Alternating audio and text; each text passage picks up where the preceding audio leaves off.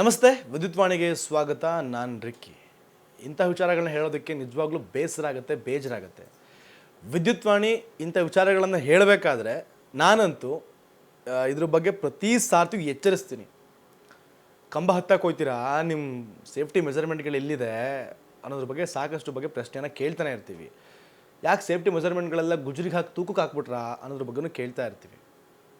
But ಆದರೆ ಅದನ್ನು ತುಂಬ ನೆಗ್ಲಿಜೆನ್ಸಿಯಾಗಿ ನೋಡಿದ್ರೆ ಎಂಥ ಘಟನೆಗಳು ನಡೆಯುತ್ತೆ ಅನ್ನೋದಕ್ಕೆ ಈ ಘಟನೆ ಕಾರಣ. ಸುಂಕುತ್ಕಟ್ಟಲ್ಲಿ ಪ್ರಕಾಶ್ ಅನ್ನೋರು ಒಂದು ವಿದ್ಯುತ್ ದುರಸ್ತಿಯನ್ನು ಮಾಡೋದಕ್ಕೆ ಲೈನ್ ಮ್ಯಾನ್ ಹತ್ತುತ್ತಾರೆ. ಸೊ ಅಲ್ಲಿಂದ ಅವ್ರು ಬಂದಿದ್ದು ಹೆಂಗೆ ಹತ್ತಿದ್ರು ಹಾಗೆ ಇಳಿಯಲ್ಲ ಕೆಳಗಡೆ. ದೇಹ ಎಲ್ಲ ಸುಟ್ಟು ಕರ್ಕಲಾಗತ್ತೆ, ಸುಟ್ಟು ಇದಾಗತ್ತೆ. ನಿಮಗೆ ದೃಶ್ಯಗಳಲ್ಲಿ ನೀವು ನೋಡಬಹುದು. ಆ ದೃಶ್ಯಗಳನ್ನು ನೀಟಾಗಿ ಗಮನಿಸಿ. ಆ ದೃಶ್ಯಗಳನ್ನು ಕೂಡ ನಾವು ಹಾಕುವಂತಿಲ್ಲ, ಅಷ್ಟೊಂದು ಭೀಕರವಾಗಿದೆ. ಅದು ಬ್ಲರ್ ಆಗಿದೆ, ಗಮನಿಸಿ ನೀವು. ಮೈಯೆಲ್ಲ ಸುಟ್ಟು ಹೋಗಿದೆ, ಸುಟ್ಟು ಕರ್ಕಲಾಗಿದೆ. ಸೆಂಟ್ ಜಾನ್ಸ್ ಹಾಸ್ಪಿಟಲ್ನಲ್ಲಿ ಚಿಕಿತ್ಸೆಯನ್ನು ಪಡಿತಾ ಇದ್ದಾರೆ. ಇದು ಓಕೆ, ಎನಿವೇ ಹಾಸ್ಪಿಟ್ಲಿಂದ ಕೆಳಗಡೆ ಕಂಬದಿಂದ ಕೆಳಗೆ ಬಿದ್ದಿದ್ದಾರೆ, ಸೊ ಚಿಕಿತ್ಸೆ ಪಡಿತಾ ಇದ್ದಾರೆ, ಓಕೆ. ಆದರೆ ನೀವು ಗಮನಿಸಬೇಕಾಗಿರೋದು ಏನು ಗೊತ್ತಾ, ಆತ ಕರೆಂಟ್ ಶಾಕ್ಗೆ ಒಳಗಾಗಿ ಕೆಳಗೆ ಆತನ ದೇಹವನ್ನು ಇಳಿಸಬೇಕಾದ್ರೆ ಆತನ ತಲೆ ಮೇಲೆ ಯಾವುದೋ ಒಂದು ಹೆಲ್ಮೆಟ್ ಇಲ್ಲ, ಅರ್ತ್ ರಾಡ್ ಬಳಸಿಲ್ಲ, ಗ್ಲೌಸ್ಗಳನ್ನ ಬಳಸಿಲ್ಲ. ಯಾಕೆ ಬಳಸಿಲ್ಲ ಅಂತ ಅಂದರೆ ನಾನು ಕೇಳೋದು ಅಂದರೆ ನಮಗೆ ಕೇಳೋ ರೈಟ್ಸ್ ಇಲ್ದಲೇ ಇದ್ದರೂ ಕೂಡ ನಿಮ್ಮ ಒಂದು ಕಾಳಜಿಯ ಮೇಲೆ ಕೇಳ್ತಿದ್ದೀವಿ.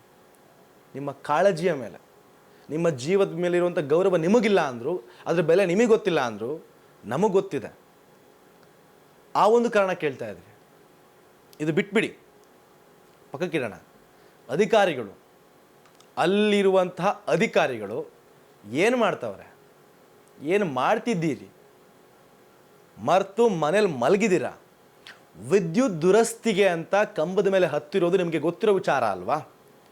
ವಿದ್ಯುತ್ ದುರಸ್ತಿಗೆ ಕಂಬವನ್ನು ಹತ್ತಿರೋದು ನಿಮಗೆ ಗೊತ್ತಿರೋ ವಿಚಾರ, ರೈಟ್? ಹೆಂಗೆ ಲೈನ್ ಕ್ಲಿಯರೆನ್ಸ್ ಕೊಟ್ರಿ? ಲೈನ್ ಕ್ಲಿಯರೆನ್ಸ್ ಕೊಟ್ರಿ ವಿತೌಟ್ ಆ ಸೇಫ್ಟಿ ಮೆಜರ್ಮೆಂಟ್ಗಳನ್ನ ಬಳಸದೆ ಅದನ್ನ ಹೆಂಗೆ ಲೈನ್ ಮೇಲೆ ಹತ್ತೋದಕ್ಕೆ ಬಿಟ್ರಿ? ನಿಮ್ಮದೇ ತಪ್ಪು. ಪ್ರಕಾಶ್ನ ಈಗ ನಡೆದಿಲ್ಲ ಘಟನೆ, ಆ ಘಟನೆಗೆ ನೀವು ನೇರ ಹೊಣೆ. ನಿಮ್ಮದೇ ಬೇಜವಾಬ್ದಾರಿಗೆ ಆತ ಆ ರೀತಿಯ ಒಂದು ಮೈ ಪೂರ ಆ ಪೆಟ್ಟುಗಳನ್ನು ತಿಂದು ಸುಟ್ಟು ಕರಕಲಾಗಿ ಏನು ದೇಹ ಕೆಳಗಡೆ ಬಂತಲ್ಲ, ಅದಕ್ಕೆಲ್ಲ ನೀವು ಕಾರಣ ನೇರವಾಗಿ. ನಿಮ್ಮ ಕೆಲಸನೇ ಅದಲ್ವ ಸ್ವಾಮಿ, ನಿಮ್ಮ ಕೆಲಸನೇ ಅದಲ್ವಾ? ಲೈನ್ ಮ್ಯಾನು ಹೆಂಗೆ ಅವ್ನ ಕೆಲಸ ಮಾಡ್ತಾವನೆ ಅನ್ನೋದನ್ನ ನೋಡಬೇಕಾಗಿರೋದಲ್ವಾ? JE ನಿಮಗೇನು ಪುಕ್ಸಟ್ಟೆ ಸಂಬಳ ಬಂದು ತಗೊಂಡೋಗೋದಕ್ಕೆ ಇರ್ತೀರಾ? ಬಂದು ಕೂತು ಆ ಟೈಮಿಂಗ್ಸನ್ನು ನೀವು ಪೂರ್ತಿ ಮಾಡಿ ಎದ್ದು ಹೋಗಲ್ಲ. ಟೈಮಿಂಗ್ಸನ್ನು ಪೂರ್ತಿ ಮಾಡಿ ನೀವು ಎದ್ದು ಹೋಗಲ್ಲ. ಲಾಸ್ಟ್ ಟೈಮ್ ಲೋಕಾಯುಕ್ತರಾದಾಗ ಅವ್ರು ವರದಿಯನ್ನು ಕೊಟ್ಟಾಗ ಹೇಳಿದ್ರಲ್ಲ, 2-3 ಅವರ್ ಕೂತು ಎದ್ದು ಹೋದರೆ ದೊಡ್ಡ ಇದು ಅಂತ, ಸಾಧನೆ ಅಂತ.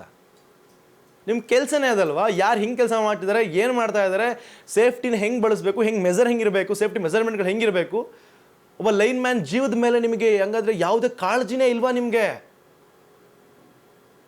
ಅಕಸ್ಮಾತ್ ಪ್ರಕಾಶ್ಗೆ ಏನಾದರೂ ಆಗಬಾರ್ದು, ಅಕಸ್ಮಾತ್ ಆದರೆ ಒಂದು ಚೆಕ್ಕನ್ನು ಬರೆದು ಕೊಟ್ಟು ಅಲ್ಲಿ ನಿಲ್ಲಿಸ್ತೀರಾ? ಮುಂದೆ ಇನ್ನೊಬ್ಬನಿಗಾಗುತ್ತೆ, ಅವನಿಗೊಂದು ಚೆಕ್ ಬರ್ಕೊಡ್ತೀರಾ, ಸುಮ್ಮನೆ ಆಗ್ತೀರಾ. ಮತ್ತೊಬ್ಬನಿಗಾಗುತ್ತೆ, ಸೇಮ್ ಪ್ರೊಸೀಜರ್. ತುಂಬ ಎಚ್ಚರಿಕೆಯಿಂದ, ಕಾನ್ಸ್ಟೆಂಟಾಗಿ, ತುಂಬ ಇನ್ಸ್ಟಂಟಾಗಿ ಏನೋ ಒಂದು ತೀರ್ಮಾನ ತಗೊಳ್ಳೋಣ, ಹಿಂಗೆ ಆಗಬಾರ್ದು ಅನ್ನೋದ್ರ ಬಗ್ಗೆ ಅರಿವೇ ಇಲ್ವಾ? ಅವ್ರ ಕುಟುಂಬದ ಕಣ್ಣೀರು ಹೊರ್ಸೋಕ್ಕಾಗುತ್ತೆ ನಿಮ್ಮ ಕೈಲಿ? ಆ ಕುಟುಂಬದ ಹೆಂಡತಿ ಮಕ್ಕಳ ಕಣ್ಣೀರನ್ನು ಹೊರ್ಸೋಕ್ಕಾಗುತ್ತೆ ನಿಮಗೆ? ಇನ್ನು ಇದುವರೆಗೂ ಕೂಡ ಬೆಸ್ಕಾಂ ಇಲಾಖೆ ಯಾವುದೇ ದೂರನ್ನು ಕೊಟ್ಟಿಲ್ಲ, ದೂರನ್ನು ಪಡೆದಿಲ್ಲ, ದೂರನ್ನು ದಾಖಲಿಸಿಲ್ಲ. ಸುಮ್ಮನೆ ಮೂಕರಂತಿದ್ದಾರೆ. ಯಾಕೆ ಸ್ವಾಮಿ, ತಪ್ಪು ನಿಮ್ಮದೇ ಅಂತನಾ? ತಪ್ಪು ನಿಮ್ದಾಗಿರಲಿ, ತಿದ್ಕೊಳ್ಳಿ ಅಲ್ಲ ಮುಂದೆ. ನಾವು ಇದಕ್ಕೂ ಮುಂಚೆ N7 ವೈಂಡಮಲ್ ಆಗಿರಬಹುದು, ಬೇರೆ ಅಲ್ಲಿ ರಾಮನಗರದಲ್ಲಿ ಆಗಿರಬಹುದು, ಇದ್ರ ಬಗ್ಗೆ ಎಷ್ಟೋ ವಿಷಯಗಳನ್ನು ನಾವು ವರದಿಯನ್ನು ಮಾಡಿದ್ದೀವಿ, ನಮ್ಮ ವಿದ್ಯುತ್ವಾಣಿಯಲ್ಲಿ ವರದಿಯನ್ನು ಮಾಡಿದ್ದೀವಿ. ಆದರೂ ಏನು ಪ್ರಯೋಜನ ಬಂತು? ಪ್ರತಿ ಸಾರ್ತಿಯೂ ಇಂಥೊಂದು ಘಟನೆ ಆದಾಗ ಬೇಸರ ಆಗುತ್ತೆ, ನಮಗೂ ಬೇಸರ ಆಗುತ್ತೆ. ಕುಟುಂಬಸ್ಥರು ಹಾಕೋ ಕಣ್ಣೀರುಗಳು, ಅವ್ರು ಹಾಕೋ ಕುಟುಂಬಸ್ಥರು, ಮಕ್ಕಳು, ಮರಿ, ಅಪ್ಪ ಅಮ್ಮದಿರು ಹಾಕೋ ಕಣ್ಣೀರುಗಳನ್ನ ನೋಡಿದ್ರೆ ನಮಗೂ ಸಂಕಟ ಆಗುತ್ತೆ, ಹೊಟ್ಟೆ ಉರಿಯುತ್ತೆ. ಒಂದು ಸ್ವಲ್ಪ ಜಾಗ್ರತೆ ವಹಿಸಿದ್ರೆ ಅಷ್ಟಾಗೋ ಅಪಘಾತ ಒಂದು ಚೂರಲ್ಲಿ ಮಿಸ್ ಆಗಿಬಿಡ್ತಾ ಇತ್ತಾ? ಅವ್ನು ಉಳ್ಕೊಂಬಿಡ್ತಿದ್ನಾ? ಆ ಲೈನ್ ಮ್ಯಾನ್ ಹಂಗೆ ಆಗ್ತಿರ್ಲಿಲ್ವಾ ಅನ್ನೋ ಕಾಳಜಿ ನಮಗಿದೆ.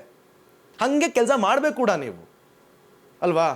ನೀವು ಮೈ ಮರೆಯೋ ಅಥವಾ ನೀವು ಬೇಜವಾಬ್ದಾರಿ ತೋರಿಸೋ ಕಾರಣಗಳಿಗೆ ನೀವು ಬೇಜವಾಬ್ದಾರಿ ಒಂದು ಸೆಕೆಂಡ್ರಿ ಒಂದು ಸೆಕೆಂಡ್ ರೀ, ಯಾರೋ ಈಗ ಯಾವುದೋ ಲೈನ್ ನೋಡ್ತಾ ಇರ್ತಾನೆ, ಯಾವುದೋ ಫೋನ್ ಬಂತೋ ಏನೋ ಹಿಂಗೆ ಅನ್ನ ಕೈ ಬಿಟ್ಟ ಅಂದ್ರೆ ಹೋಯ್ತಲ್ರಿ, ಪ್ರಾಣನೇ ಹೋಗುತ್ತಲ್ರಿ ಒಂದು ಸೆಕೆಂಡ್ಗೆ. ಅಷ್ಟು ಕಾಳಜಿ ವಹಿಸೋಕ್ಕಾಗಿಲ್ಲ ಅಂದರೆ ಅವ್ನು ಲೈನ್ ಮೇಲೆ ಹತ್ತಿರ್ತಾನೆ, ಲೈನಿಂದ ಕೆಳಗೆ ಇಳಿಯೋವರೆಗೂ ಆ ಟೈಮ್ ಡ್ಯೂರೇಷನಲ್ಲಿ ಒಂದು ಸ್ವಲ್ಪ ಎಚ್ಚರಿಕೆಯನ್ನು ವಹಿಸ್ಬಿಟ್ರೆ, ಈಗ ಲೈನ್ 7 ತಗೊಂಡಿದ್ರೆ 8 ಬಿಡಿ, 9 ಬಿಡಿ, ಅದ್ರ ಮೇಲದು ಬಿಡು, ಅದ್ರ ಕೆಳಗಡೆ ಲೈನ್ನ ತಗೊಳ್ಳಿ ಅಲ್ಲ, ಕ್ಲಿಯರೆನ್ಸ್ ಕೊಡಬೇಡಿ ಅಲ್ಲ. ಒಂದು ಸೆಕೆಂಡು ಅವನ ಕಂಬದಿಂದ ಇಳಿಯೋವರೆಗೂನಾದರೂ ಅಲ್ವಾ. ಏನೋ ಘಟನೆಗಳು ನಡೆಯುತ್ತೆ, ನಾವು ಹೇಳ್ತಾನೆ ಇರ್ತೀವಿ, ಆದರೆ ಅಧಿಕಾರಿಗಳಿಗೆ ಬರಬೇಕು, ನನ್ನ ಕೆಲಸ ನಾನು ಮಾಡಬೇಕು ಅನ್ನೋದು ಬರಬೇಕು. ನನ್ನ ಕೆಲಸ ನಾನು ಶ್ರದ್ಧೆಯಿಂದ ಮಾಡಿದ್ರೆ, ಭಕ್ತಿಯಿಂದ ಮಾಡಿದ್ರೆ, ಗೌರವದಿಂದ ಮಾಡಿದ್ರೆ ಇಂತಹ ಘಟನೆ ಮತ್ತೆ ಆಗಲ್ಲ ಅನ್ನೋದು ನಿಮಗೆ ಬರಬೇಕು. ಬಂದಾಗ ಅಷ್ಟೇ ಈ ರೀತಿ ಆಕ್ಸಿಡೆಂಟ್ ರೇಟ್ಸ್ನ ಕಡಿಮೆ ಮಾಡಬಹುದೇ ಹೊರತು ನಾವೇನೋ ಬಡ್ಕೊಂಡು ನಿಮಗೇನೋ ನಾವು ಮೈಕ್ ಹಿಡಿದು ಯಾಕೆ ಹಿಂಗಾಯಿತು ಅಂತ ಕೇಳಿ ನೀವೇನೋ ಸಮಜಾಯಿಸಿ ಉತ್ತರವನ್ನು ಕೊಟ್ಟು ತಪ್ಪಿಸ್ಕೊಳ್ಳೋದು ಇವೆಲ್ಲ ಇದ್ದಿದ್ದೆ. ನಿಮ್ಮ ಕೆಲಸ ನೀವು ನಿಯತ್ತಾಗಿ ನೆಟ್ಟಗೆ ಮಾಡಿದ್ರೆ ಇಂಥ ಘಟನೆಗಳು ನಡೆಯಲ್ಲ. ಇನ್ನಾದರೂ ಬೆಸ್ಕಾಂ ಎಚ್ಚೆತ್ಕೊಳ್ಳಿ, ದಯವಿಟ್ಟು ಎಚ್ಚೆತ್ಕೊಳ್ಳಿ. ಅಲ್ಲಿನ ಸ್ಥಳೀಯ ಅಧಿಕಾರಿಗಳು ದಯವಿಟ್ಟು ಎಚ್ಚೆತ್ಕೊಳ್ಳಿ. ಹೆಂಗೆ ಆಗಬೇಕು, ಹೆಂಗೆ ಮಾಡಬೇಕು ಅನ್ನೋದ್ರ ಬಗ್ಗೆ ರೀತಿ ರಿವಾಜುಗಳಿದೆಯಲ್ಲ, ಅದನ್ನು ಗಮನಿಸಿ. ಇನ್ನಾದರೂ ರೀತಿ ಆಗುವಂತಹ ಅಪಘಾತಗಳನ್ನ ದಯವಿಟ್ಟು ತಡೀರಿ. ಸದ್ಯ ಚಿಕಿತ್ಸೆಯನ್ನು ಪಡಿತಾ ಇರುವಂತಹ ಪ್ರಕಾಶ್ಗೆ ಬೇಗ ಚೇತರಿಕೆಯಾಗಲಿ, ಹೊರಗೆ ಬರಲಿ, ಆರೋಗ್ಯವಾಗಲಿ ಅನ್ನೋದು ನಮ್ಮ ವಿದ್ಯುತ್ವಾಣಿಯ ಕಳಕಳಿಯ ಕೋರಿಕೆ.